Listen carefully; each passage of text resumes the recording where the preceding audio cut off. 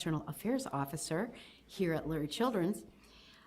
Today, we are here to discuss an important safety issue for kids as we kick off the holiday season, which is what we do every year, and we're so honored that our guests here today always join us here on this important day.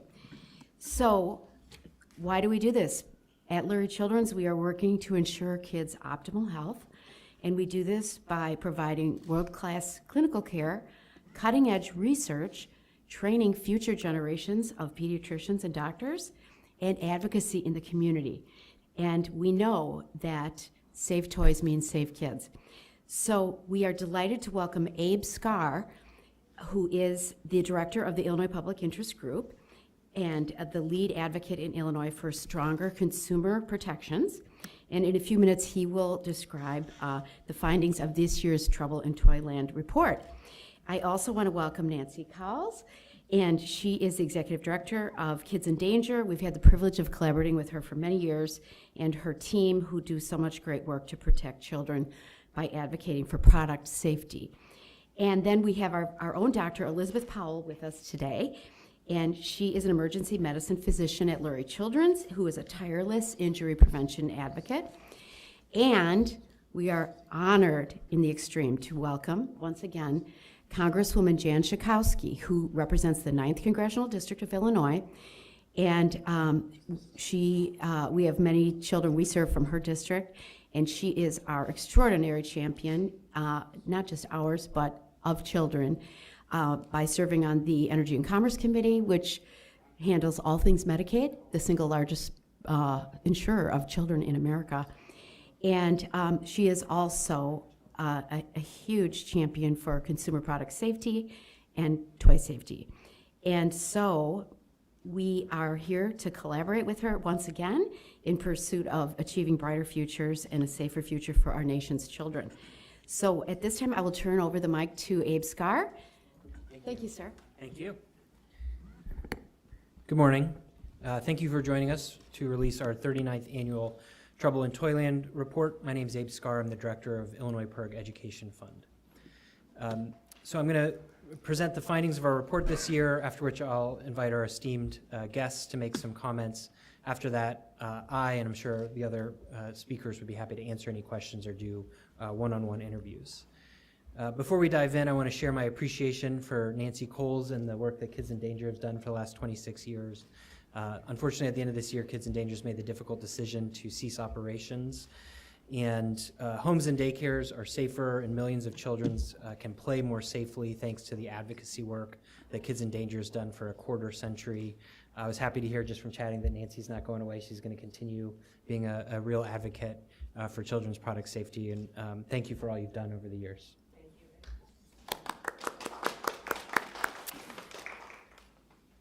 So today, we're here to release our 39th annual Trouble in Toyland report.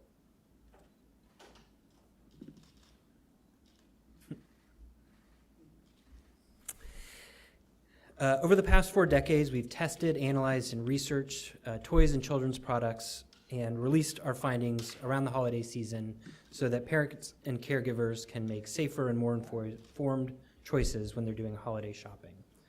And hopefully, as some people are commenting here on the display on the table, as folks can see, traditional toys on toy shelves have gotten a lot safer over the decades. And that's in part because of our advocacy, the advocacy of Kids in Danger, and leadership in Congress, in particular from Congresswoman Schakowsky. We've got a new focus for our report this year. That's the problem of toys shipped from overseas. These toys can come in direct to consumers, or shipped in bulk, after which they're then sold online or on store shelves.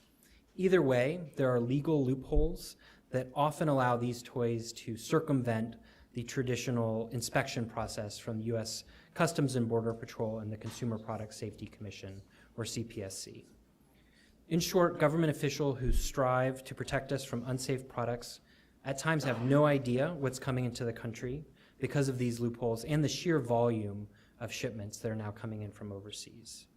In many cases, companies may claim that the products they're bringing in are something like shoes or household products, when in fact they're toys or other products that are supposed to meet strict safety guidelines. Over the last decade, the amount of these shipments have increased incredibly. It used to be more like 140 million per year. Now it's closer to 1 billion per year, or roughly 3 million each and every day. The Consumer Product Safety Commission, in collaboration with Customs, confiscated about 1.6 million dangerous or illegal toys in fiscal year 2024. Of these seizures, about 100,000 contained lead, which is a potent neurotoxin, can cause brain damage, developmental problems, and other health problems. So only a small fraction of the dangerous products that are coming in from overseas get seized. Most of them get through. And we know this in part because the Consumer Product Safety Commission issues hundreds and sometimes thousands of violation notices each year. The Consumer Product Safety Commission has limited enforcement. It's not like a product or a manufacturer base here where they can issue recalls or fines. They can basically just put out these violation notices, and they put them out for games, infant busy boards, children's jewelry, blocks, plastic ride-on animal toys, toddler pull-along toys, and stuffed animals. So we analyzed violations starting from January 2023 and found nearly 3,400 notices issued to companies about products that violated U.S. safety protocols, and about 1,100 of those were toys. So regulators' jobs are getting harder, and they're getting more concerned because of the volume of the products that are coming in. In particular, we're concerned about the companies Temu and Shein. Just those two companies alone ship about 1 million low-value products into the country each and every day.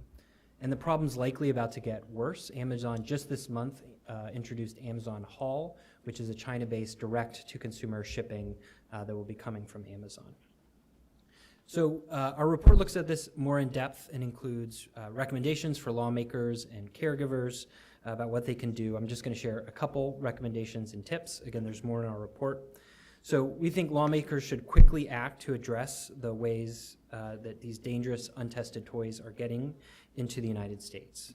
This may involve legislation to regulate what's the de minimis shipments, and requiring more enforcement and giving more resources to enforcement agencies, including Customs and Border Protection and the Consumer Product Safety Commission. For parents and caregivers, we want people to understand that anytime you're shopping online, there's going to be heightened risk. There's not as much transparency online, and there may not be a good or even possible way to return products. It's good to purchase products from known trusted sellers or the trademark holder themselves. Companies you never heard of warrant more research. And finally, look at the brand's website for authorized retailers. If it's not coming from an authorized retailer, it could be counterfeit and have safety risks. And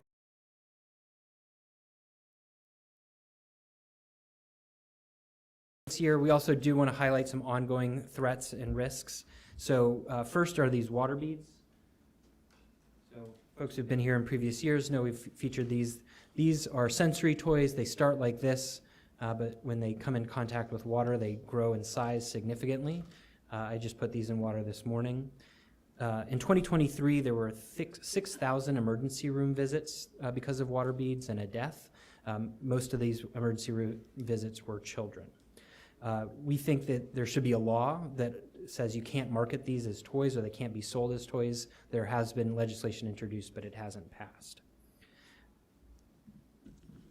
There's also problems with toys that have been recalled because they have some sort of safety risk, but then they're still available for sale on online platforms like eBay or Facebook Marketplace, which is illegal. These two toys here, which I'll demonstrate in just a second, I was able to find many options to buy them on eBay last week, and I purchased a couple for demonstration. So this is a Fisher-Price toy.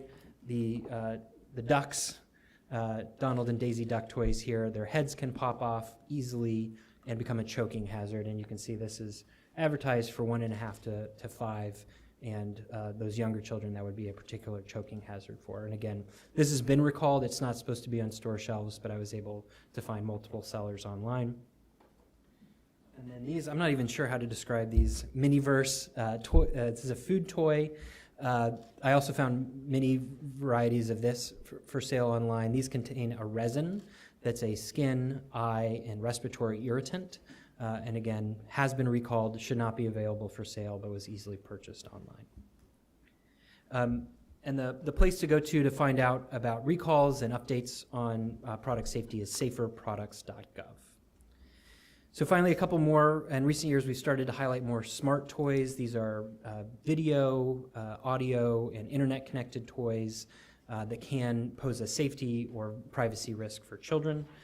And then finally, there's the unfortunate classic threats that still persist, choking hazards, button batteries or other small batteries, high-powered magnets, counterfeit toys, and more. And we highlight those more in our report. So again, finally, there's more tips and recommendations in the report, which you can find at perg.org/toy safety. So with that, that's the end of the demonstration. Again, we'd be happy to talk about any of these more, but I want to hand it over to Congressman Schakowsky, who's been a real champion on these issues in Congress for many years. Well, thank you so much, Abe, and Illinois PERG, and Kids in Danger, and our group that gathers annually to make sure that we do everything we can with your help, with media's help, to get the word out on the dangers that are lurking. And some of you may have also been involved in the many years that we've been doing this. And there used to be a full table of different products that were dangerous for children. And fortunately, there are fewer, but they still remain. And so this is a very important announcement for people and parents and gift givers to look out for. So thank you all for being here. We do this in partnership with a small but mighty organization, the Consumer Product Safety Commission. And it's amazing how much the CPSC can do with a budget that amounts to $127 million a year. Think about that. That is less money than many small towns spend. And yet they have a big job to do. And in fact, in the last couple sessions, we have seen $150 million that the Republicans took away from the Consumer Product Safety Commission.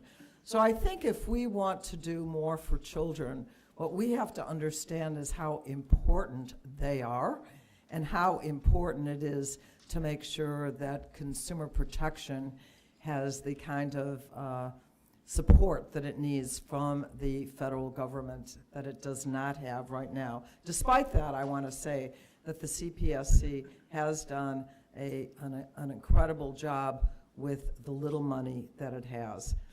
I want to just emphasize some of the issues that were raised today. Privacy. I have spent most of my career on issues of consumer protection, and one of those is to protect all of us, our most private information that is on the internet right now that is exposed, but certainly we want to be able to protect our children, and we want to make sure that they are not exploited. It's hard to make a picture of that on here, but we do see that children are taken advantage of, particularly online, but they are advertised to, and we want to make sure that we protect the privacy of our children. The United States does not have a piece of privacy legislation as many other countries do. Also, wanted to talk about recalls. So a recall is issued. The product is not safe, and yet it often remains on the marketplace. So here we are with these companies that spend a heck of a lot of money advertising the product. And what are they really spending on recalls? So that when there is a hazard, we need to do better, demanding that those companies put the energy and the money into getting those products off the shelf. Also wanted to say something also about the beads, the water beads. Frank Pallone, who is the ranking Democrat on the Energy and Commerce Committee, has introduced legislation to make these water beads illegal for children. And I'm a co-sponsor of that legislation. Sometimes we just have to lay down the law and say it is not permissible to have what can be a harmful, even deadly product for our children. And finally, I just want to say about Kids in Danger. Kids in Danger was very responsible for 16 years ago when Nancy Holes was part of it, getting the Consumer Product Safety Protection Improvement Act that is partly very much responsible for getting a lot of these things off the table. We passed important legislation. And the one wonderful thing I love about Kids in Danger, and I will miss very much, and I'm sure some of these parents will continue to fight, is that Kids in Danger's spokespeople were always parents. And I love that as a member of Congress, that parents take it upon themselves to come forward and say, you know, my child was crushed by a dresser that fell. My child was in danger because of a lounge chair, a lounge device for the babies. And they have taken responsibility. And I hope with PIRG and with other organizations that we're going to see a welcoming of the real experts, the parents who often have been subjected to the worst torture of their lives, a child being killed, sometimes in the very next room. And so we want parents to be, excuse me, got a thing in my throat, okay. So we want to make sure that we welcome constituents, parents, people who have experienced some of the worst things to come forward and say, now we have to get to work and do something. So thank you to Kids in Danger for how many years was that? 26. 26 years that we had this incredible advocate fighting for us, and I will miss her presence and thank her so much for all the work that she did. Thank you. Thank you, Congresswoman. Now it's my honor. Dr. Elizabeth Powell, who's an emergency physician here at Lurie Children's Hospital. Good morning. I always start these a little impromptu, and I have to say I need to dovetail off of the previous comments, because oftentimes out of tragedy comes advocacy.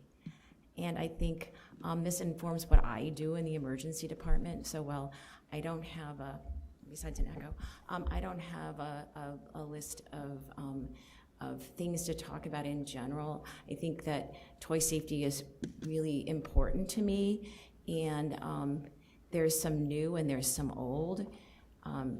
Our work with small parts choking hazards has been never ending and through my career, and I'm not young.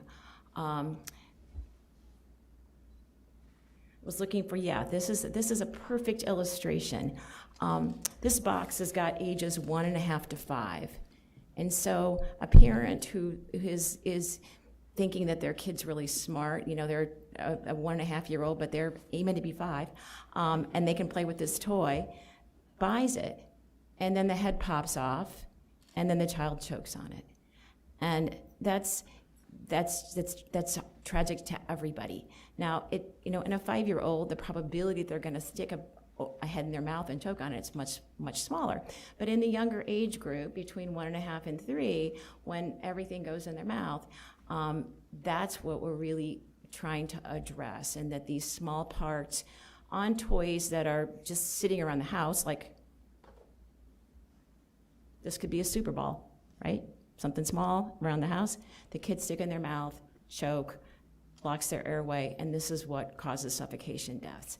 So I say every year, but I continue to say we have to be careful about small parts and about keeping things labeled properly and about educating people that the labels on the boxes aren't about development, they're all about small parts. 2 other things I like to talk about are button batteries and about magnets, and I think they sort of live in this sort of niche area with the water beads. So button batteries, they're everywhere, and they're really important. They power lots of things we have and use, but if they get stuck in the esophagus, they can be dangerous very quickly. So we have to be very, very careful about where those are in the environments of our children. Magnets, the same thing. One magnet, not a problem. Kids swallow them. They're small. They usually don't choke on them. No harm, no foul. But when you swallow a handful of magnets and they get in your intestinal tract and they come together and you start vomiting, unless it's very clear that you've swallowed something, you don't know if the child is vomiting because they've got a minor gastrointestinal illness that they got at daycare, or they've swallowed something that's important and potentially hazardous. So this is the challenge with both the water beads and with magnets, is that it's unclear what the problem is, and what appears to be a minor illness can be something that's very dangerous. So again, we have to be careful when these are in the environments of our children. And then the last thing I'm going to talk about are what happens to our older kids who are out riding bikes and riding on scooters and have potential for head trauma. And they need to be wearing a helmet every single time they go out on these wheeled objects, both bikes, skateboards, scooters, anything that makes them wheeled and go fast, that they can be riding in traffic. They are at particularly high risk. So I hope everyone has a good holiday season, and thank you for covering this information again this year. Thank you, Dr. Powell. And I also already shared my appreciation, but want to say thanks again to Nancy and invite her up to say some remarks. Thanks, Abe. Yes, we've been doing this together for many years, and again, sorry. Is that better? Yeah. Okay. Really appreciate Illinois PIRG for bringing us all together, but also the other partners who are here every year, sorry, not every week. We could be. There's enough toy problems, but to do this. So as this report shows, millions of toys, sorry, are you getting that echo? It's just a little back. I think it's fine. Is that audio okay? Oh, closer, okay. Like that? Okay. As this report shows, millions of products of toys come into U.S. ports, and millions more now are going directly to U.S. consumers, bypassing any checkpoint at the ports. We have a strong mandatory toy standard that protects children from dangerous products, but if unscrupulous sellers can bypass checkpoints, consumers and their children are left vulnerable, which is what's happening now with many of these products. As Abe mentioned, Amazon now, in trying to compete with the other sites like Temu and Shein, has started Amazon Haul, which is a direct-to-consumer from China product shipping. They, at this point, are not selling children's products or toys on there because of safety concerns, but obviously that could change. Consumers should shop, as Abe said, from trusted retailers and online marketplaces and avoid toys with prices that are too good to be true or from unknown sellers. I can look at these products on these sites and know they were not tested for safety because the cost that's being charged wouldn't even start to cover that, let alone everything else that would need to go into the product. PIRG also highlighted the dangers of water beads, and I want to just point out these water beads here are kind of big for water beads, for starters. Some of them are the size of like a little cake sprinkle. And, you know, obviously they have been ingested, inhaled, inserted in ear canals. They absorb the bodily fluids and can lead to potentially life-threatening injuries. such as intestinal or bowel obstruction, lung or ear damage. There have been deaths and life-altering injuries from the water beads. The important thing to remember about water beads, and this is true of the magnets we talked about and button batteries that fall out of products, is no amount of supervision will keep your child safe. The baby who died from it, parents had no idea she had ever seen a water bead. Her older siblings had had them for a brief time months earlier. They'd all been cleaned up and thrown away, gotten out of the house, and still she was able to find one. So this isn't a supervision issue or an issue of letting two young children play with products they shouldn't play with. It really is that they remain in the home, and your house then always has that danger that one will pop up. I mean, we had them in our office. I'm sure Abe can say the same thing. We open them, and they go everywhere. And so we were still finding them in the floorboards of our office a year after we had done that. So, and even if you're buying them for older kids, they can spread in the home. As I said, a toddler or baby can get a hold of them. They are not toys. They should not be given as gifts. We appreciate that many of the online sellers, most of retailers have stopped selling them as toys. You can still get this very same packaging relabeled as a vase filler or decorative purpose, so even those should not be bought. And finally, the reminder that toys are being recalled all year long, sometimes months or years from the time they may have been purchased and gifted for the holidays. And you can, as Gabe said, sign up for recall notices at cpsc.gov or check on saferproducts.gov for those. So thank you. I'm sad that this is kids' last time to be here, but as I said, I hope to continue to be watching these issues and know that the partners and the allies that we have in place will do a good job of whatever's coming next for next year's event. So thank you.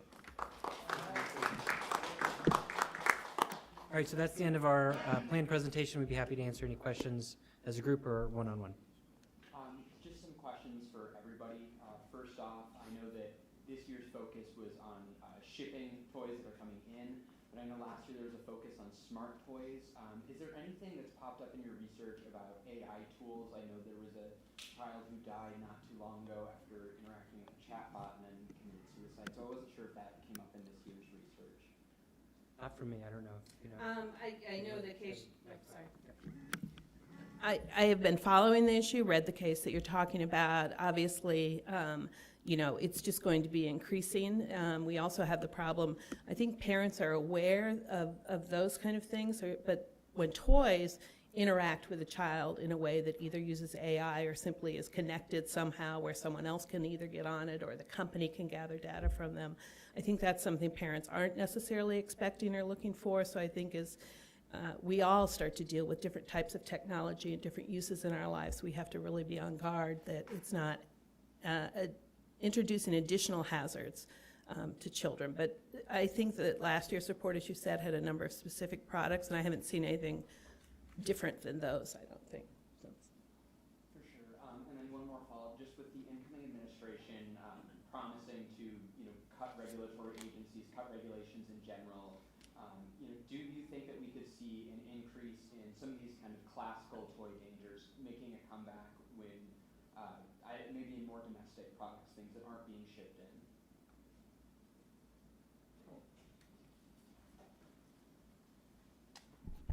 I am very concerned as a member of Congress that we're going to see a cutback in many of the important agencies that protect our children, protect consumers, and I think that, we have seen already that the Republicans have cut the tiny budget for the Consumer Product Safety Commission. I think you'll see a good deal more of that. I think that actually may be a goal of the Trump administration to take away some of the guidelines around that are so important for our agencies to protect us. So I'm very worried about it.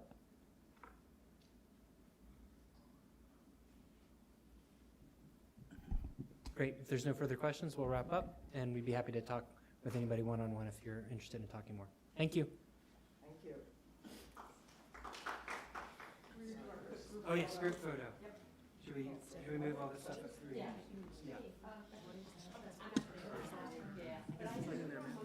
Close-ups. Yeah,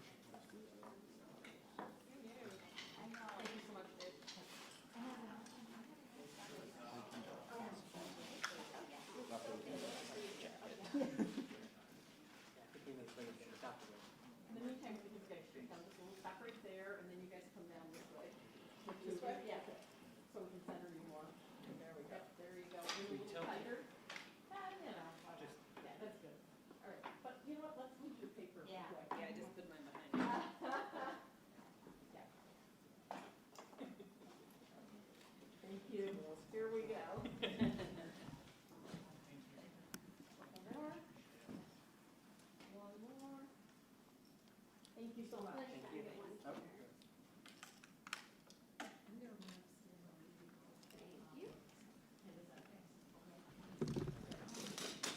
know, I was thinking, there's one other thing. We want to make sure that we have more scrutiny over the products that come from overseas. Many of them actually are not vetted before they come, so that can be. We don't know.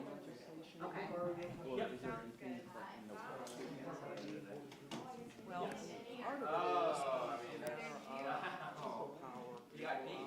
And, you know, there aren't enough people to do those inspections, but I think that's a decision as well. So we need to let go. People don't necessarily know that, right? If you're buying a product from a company, or you're just going online. They just assume that no one would be small enough. Okay, Yeah. awesome.